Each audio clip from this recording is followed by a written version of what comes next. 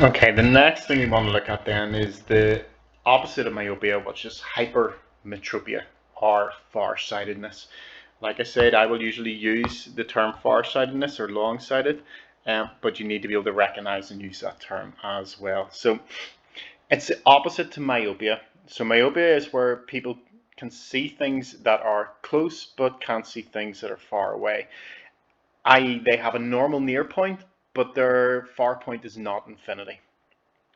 Um, Hypermetropia then, they have a normal far point, i.e. infinity, so they can see things that are, okay, focus on things that are an infinite distance away, but they can't see things that are close, okay? They don't have a normal near point of 25 centimeters. So they can make their lens thin enough to see things that are an infinite distance away, but the closer objects get, the more diverging the light becomes from them. And if an object is closer than their near point, what happens is their eye can't bend the light enough to focus on the back of the retina, and it focuses behind the retina. So really what's happening here is they can't make their lens fat enough, curved enough to focus those rays of light, because their ciliary muscles aren't strong enough to squash it to get it to be as fat or as powerful as is needed. So we want to fix this. So what do we mean by we want to fix this? We want them to be able to see objects that are 25 centimeters away. So you can see in this little diagram, we want an object that's placed 25 centimeters away to be able to be focused by their eye, but their eye can only focus things that are their defective near point, which in this case we're putting at 1 meter, but it could be anything, could be 2 meters, could be 3 meters. So what we need is we need the light that comes from that object to actually appear to come from here. And how we do that is we use a converging lens. Now, if you notice, when these rays of light pass through this corrective lens, converging lens, it doesn't actually make them converge, it just makes them diverge less. But in such a way then that if we track back those rays that enter the eye, to the eye they appear to be coming from a point further away than they actually are. And if they appear to be coming from their near point, then we know that eye can focus them. Okay, and that's how we correct this vision defect. So our starting point here is we want them to be able to see an object that is a normal near point of distance away, so 0.25 meters, but it needs to appear to be coming from a point that they can focus on.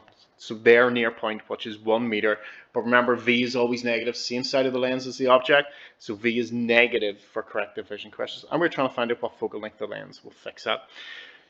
Put the values into our equation, making sure we keep an eye on that negative, and we get that the focal length here is 0.333 meters. Positive number, which confirms the fact that we thought we would need a converging lens to fix this defect of vision.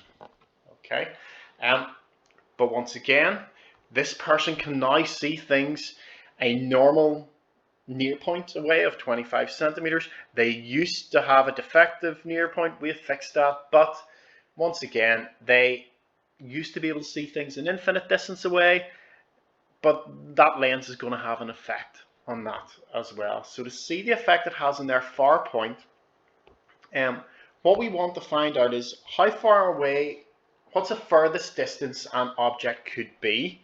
So we're trying to find out what U is.